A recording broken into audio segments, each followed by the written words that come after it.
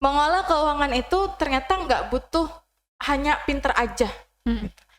Nggak hanya butuh intelektual yang tinggi aja. Ternyata kedudukan yang tinggi, pendidikan yang tinggi itu belum berarti bisa memperlakukan uang dengan baik. Orang yang berpendidikan tinggi, orang yang punya kedudukan yang tinggi, mereka hanya kesalahan fatal dalam pengelolaan keuangan adalah tidak konsisten. Jadi kayak niat nih.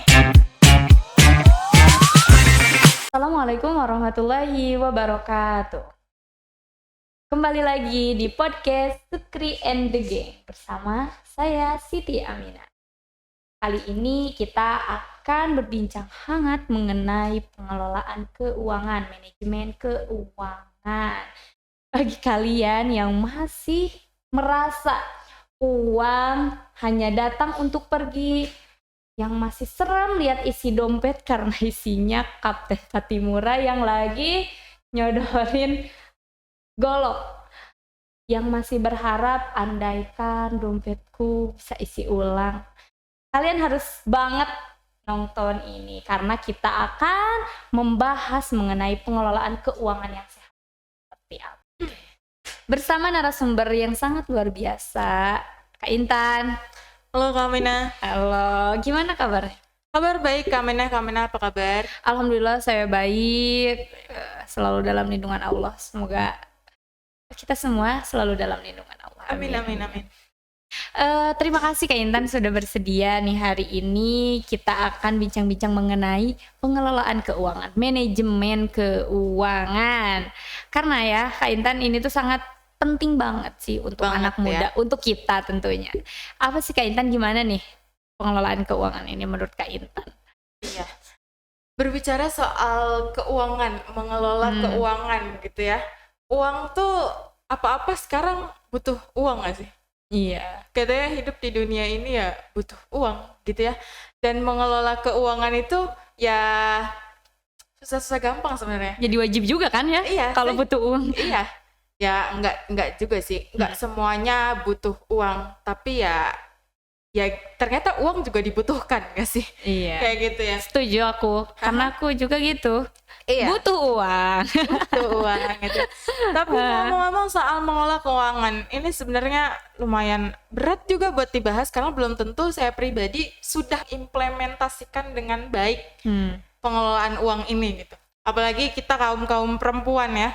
Kaum perempuan yang mana wah luar biasa borosnya, luar biasa sulitnya mengelola keuangan seperti apa. Ya namanya kita tiap bulan gitu ya, boros kayak apa? Kak Aminah, skincare, jajan, kuota. Jajan sih kayaknya saya. Jajan sih kayaknya. Ya, Masya Allah. Kan kita bete dikit jajan, gabut dikit jajan, sedih jajan, bahagia jajan. Aduh, jadi kita anak jajan dong? Enggak. Tapi kayaknya sehari aja nggak jajan tuh ada lemas, kurang gitu ya. Lemas nggak? Ya gitulah. Ya lemas lah ya. Bukan lemas ya, tapi kayak berasa ada yang kurang lah. Karena kan reward kita gitu. Iya. Biasanya itu dari jajan. Embel-embelnya self reward lah ya, self reward, jajan. Nah itu dia yang jadi PR, gimana sih cara kita mengolah keuangan gitu yang baik.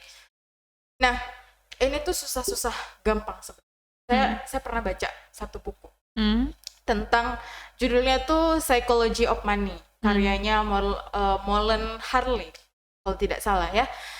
Jadi di buku itu tuh membahas tentang sudut pandang manusia mengenai perilaku terhadap uang. Jadi uang tuh sebenarnya bisa diperlakukan dengan baik. Mengolah keuangan itu ternyata nggak butuh hanya pinter aja. Gak hanya butuh intelektual yang tinggi aja. Ternyata kedudukan yang tinggi, pendidikan yang tinggi itu belum berarti bisa memperlakukan uang dengan baik.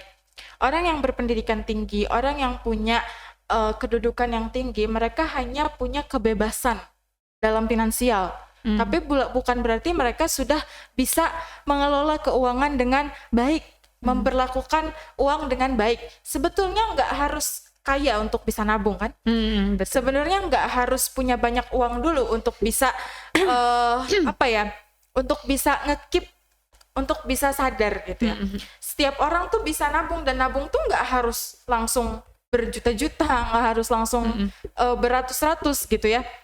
Sebenarnya dari hal-hal dari uang-uang kecil yang kita anggap receh pun, kalau kita konsisten, kalau kita bisa memperlakukannya dengan baik, itu bisa teratasi sebetulnya.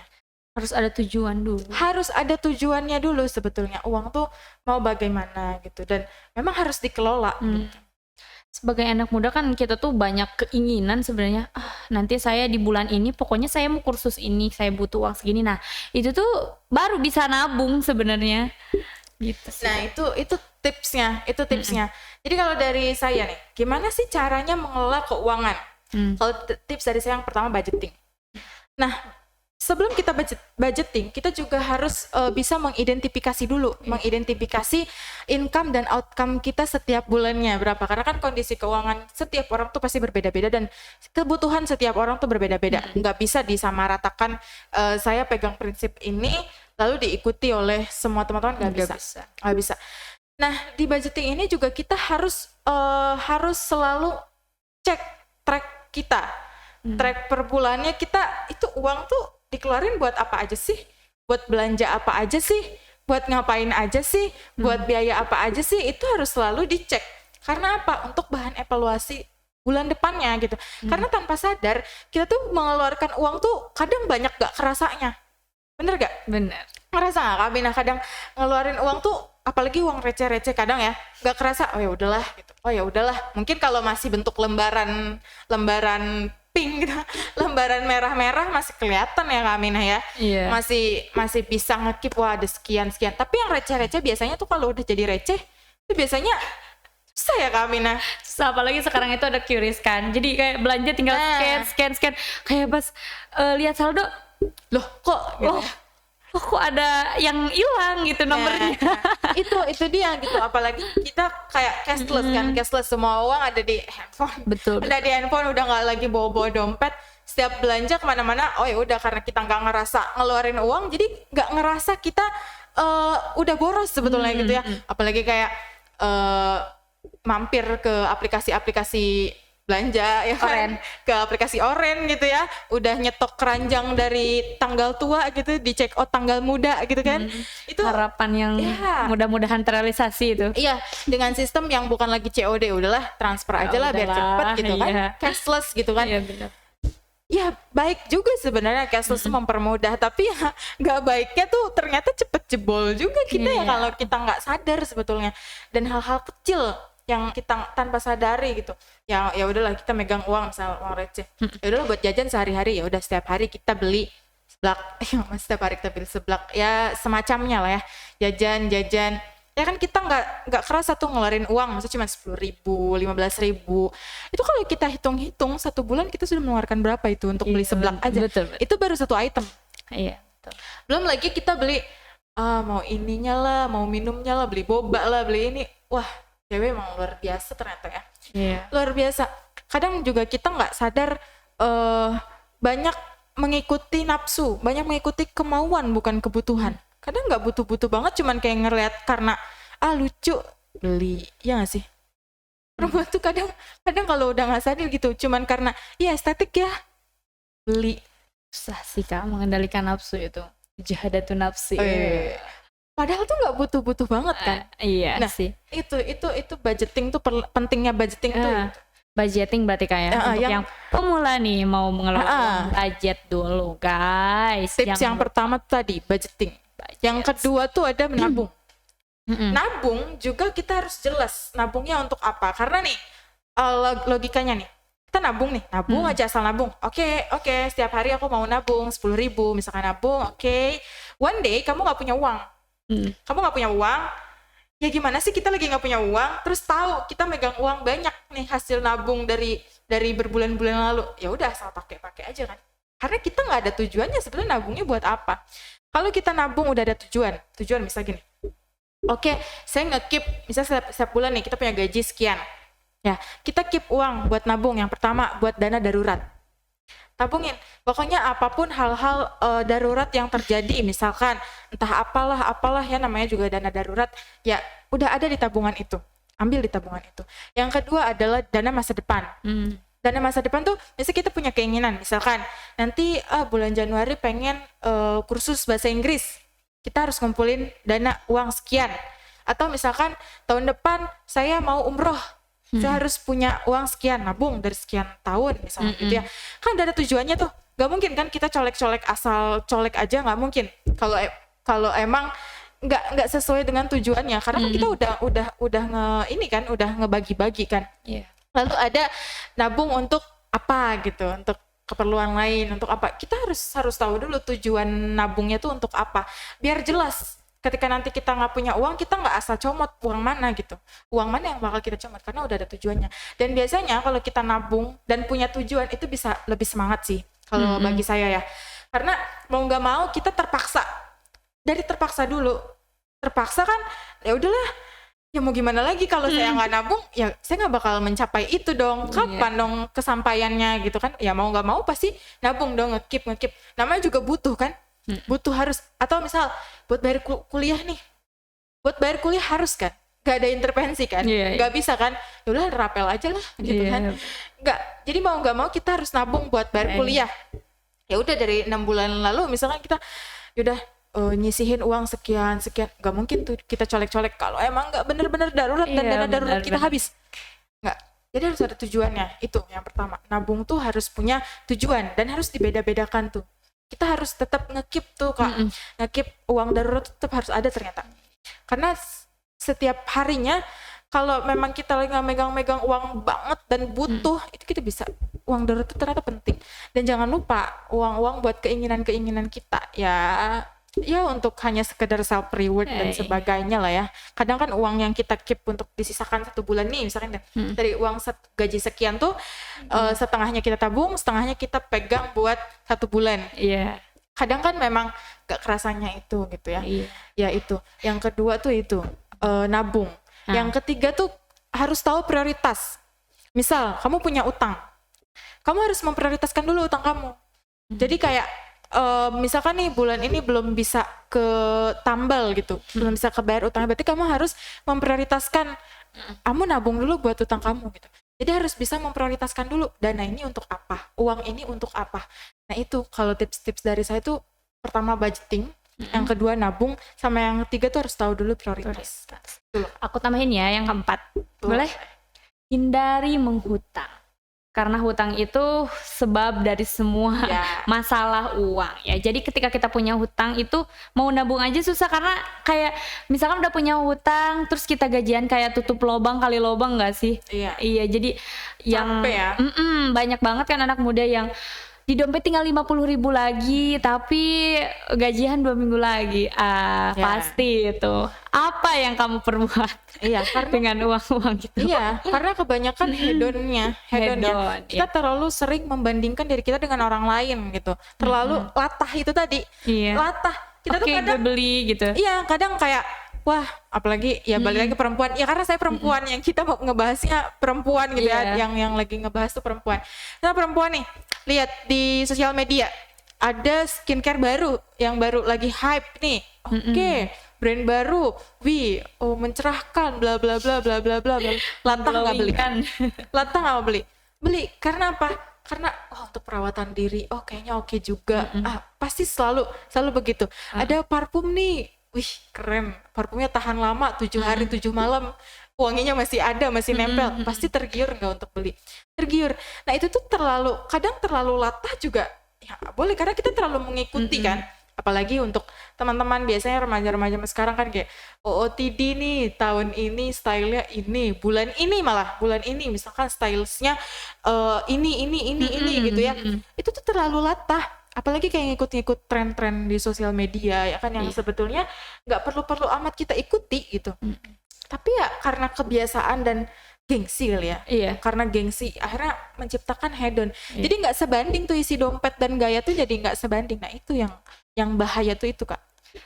Sesuaikan saja dengan kebutuhan kita. Kalau memang kita bekerja di yang harus rapi atau apa, baru kita sesuaikan, kita tuh harus punya kemeja ini atau apa, kita harus beli ini. Nah itu baru ya. Tapi kalau untuk cuman mengikuti tren gitu, bukannya nggak boleh ya, itu boleh-boleh aja, wajar. Cuman kayak sesuaikan lah dengan pendapatan kita, jangan sampai belanja lebih banyak pendapatannya ya kurang gitu. Karena ya jujur aja ya, untuk kita di umur 20-an ini udah tahu lah gimana caranya mendapatkan uang tuh sesusah apa ternyata ya, seluar biasa itu dengan kerja pagi sampai malam. Dan mungkin dulu kita ya tiap mau apa-apa tinggal ngomong mama sama papa, nangis gitu ya. Duh, pengen ini pengen itu, dilaksanain, oke dibeliin, ini itu oke dibeliin gitu. Tapi sekarang nih kayaknya kalau saya pribadi nih, sekarang nih saya kamu beli apapun tuh kayaknya mikirnya tuh berkali-kali nggak sih, kayak duh butuh nggak ya, udah butuh nggak ya gitu. Ngomong lagi deh kayaknya. udah nggak udah malu kita sama orang tua. Kalau aduh pengen beli ini masih harus ngomong orang tua, kayak malu kan.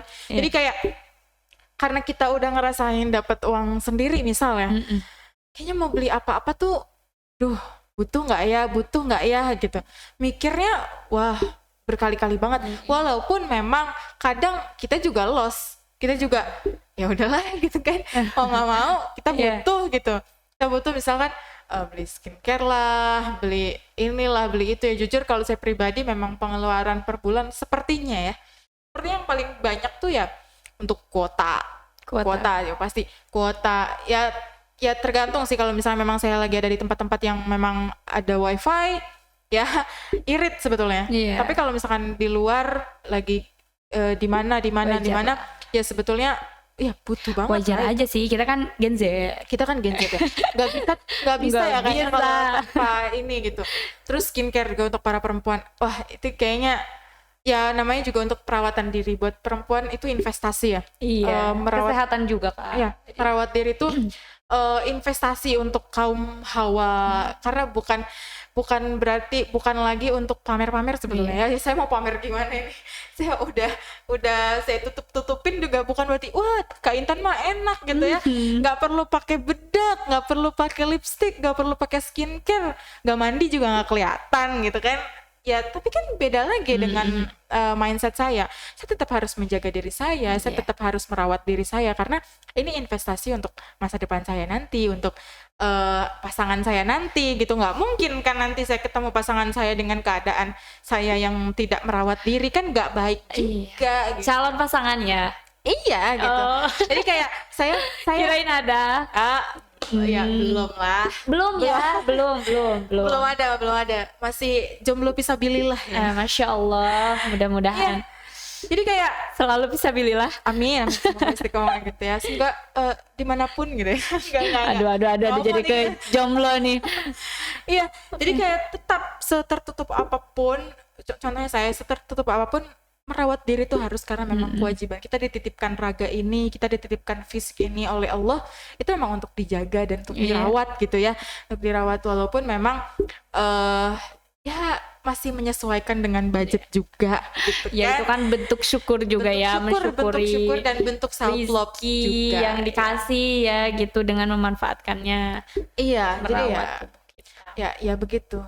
Tapi harus bisa disesuaikan juga gitu Kak. Jangan aduh dompetnya isinya sekian, beli skincare yang harganya di atas itu, yang harganya apalagi jutaan ya.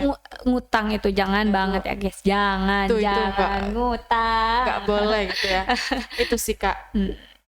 Nah menurut Kakak sendiri nih ya, kesalahan anak muda yang paling fatal dalam pengelolaan keuangan itu apa? Gimana gitu?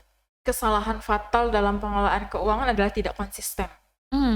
Jadi kayak niat nih, oke, nih udah dengerin podcast ini misalkan gini, kata Kak Intan mulai nih dari budgeting, nabung, oke, mulai hari ini saya memutuskan untuk menabung, sehari, 2 hari, 3 hari, seminggu, kesananya, aduh mikir-mikir lagi nih gitu. Gak konsisten itu yang jadi kesalahan fatal, karena menurut saya bukan hanya nabung, bukan hanya mengolah keuangan, dalam hal apapun kalau kita gak konsisten tuh gak akan berhasil. Jadi harus konsisten dulu, tapi bukan berarti saya juga udah berhasil dalam hal itu ya. Ini reminder juga buat diri saya. Iya. Yang paling terpenting adalah konsistennya dulu. Niat udah bagus, tapi tanpa dibarengi oleh ikhtiar dan konsistensi kayaknya mustahil akan berhasil gitu. Mustahil akan berhasil. Jadi nanti jatuhnya cuman NATO, no action talking only. Gitu. Waktunya 5 menit lagi. Oke, Kak Intan silakan, ada sesuatu yang akan disampaikan lagi, closing statement mungkin apa? Silakan. Oke. Pokoknya untuk teman-teman, untuk saya pribadi, untuk kita mengelola keuangan itu penting karena itu adalah investasi jangka panjang untuk diri kita sendiri khususnya gitu ya. Apalagi kita yang di era-era banyak maunya gitu ya, di usia-usia banyak maunya, banyak inginnya, kalian harus memikirkan juga, misal nih ada teman-teman yang masih SMA gitu yang menonton podcast ini, yang masih SMA, tolong dipikirkan nanti kuliah gimana gitu. Jangan terus mengandalkan orang tua. Kalau misalnya memang kita sudah punya pemasukan sendiri, di-keep, di-save baik-baik, disimpan baik-baik, dijaga baik-baik, karena one day pasti bakal butuh gitu. Pasti akan butuh. Dan yang paling penting adalah konsisten. Sebagaimanapun caranya, sepintar apapun caranya kita mengelola, kalau kita nggak konsisten, kalau kita cuman tahu, kata ini, caranya tuh begini, sebanyak apapun podcast yang teman-teman lihat, sebanyak apapun channel-channel yang teman-teman lihat tentang gimana caranya pengelolaan uang, mengelola keuangan dengan baik, tanpa dilakukan, tanpa ikhtiar, tanpa action, tanpa konsistensi, itu nggak akan berhasil. Jadi coba mulai dari hari ini kita coba cek setiap harinya, kita cek sebenarnya setiap harinya tuh kita mengeluarkan untuk hal-hal yang memang dibutuhkan atau enggak sih, atau hanya cuman sekadar memenuhi nafsu sendiri, memenuhi keinginan sendiri. Itu harus coba dicek lagi. Coba mulai menahan nafsu untuk hal-hal yang sebenarnya anfaedah, untuk hal-hal yang sebenarnya nggak terlalu dibutuhkan banget, karena pada ujungnya juga kalau emang kita membeli sesuatu hal yang gak dibutuhkan, ya nganggur juga kan, ujung-ujungnya ditaruh juga, disimpan juga, dan ya anfaedah gitu. Jadi coba mulai dipilah-pilah, mulai tahu skala prioritasnya, mulai dicek mana kebutuhannya. Kalau butuh juga ada skala prioritasnya, mana yang paling mendesak, mana yang paling urgent. Terus jangan lupa juga untuk save, untuk menabung untuk masa depan. Dana urgent juga ya, dana darurat juga wajib, karena pasti teman-teman setiap orang tuh punya impian, punya cita-cita, mau keliling luar negeri misalnya, atau mau kuliah di kampus-kampus impian, atau mau nyimpan uang untuk mahar misalnya. Itu harus dipikirkan. Jadi harus cerdas dan harus bijak dalam mengelola keuangan. Gak perlu banyak, sedikit, yang penting konsisten. Oke, terima kasih Kak Intan. Alhamdulillah hari ini ya sudah tuntas, sudah kita membahas tentang mengelola keuangan. Oke teman-teman, terakhir dari saya, gunakan uang itu dengan sebaik mungkin. Gunakan untuk mengupgrade diri kita, seperti mengikuti kegiatan seminar, pelatihan, dan lain-lain lah, yang akan membuat pengalaman kita itu semakin banyak dan suatu saat bisa kita ceritakan kepada anak-anak kita, cucu-cucu kita. Jangan sampai uang itu dihabiskan hanya dengan barang, baju, make up, karena itu tidak akan bisa diceritakan. Itu. Terima kasih sudah menonton, mudah-mudahan banyak manfaat yang bisa. Assalamualaikum warahmatullahi wabarakatuh.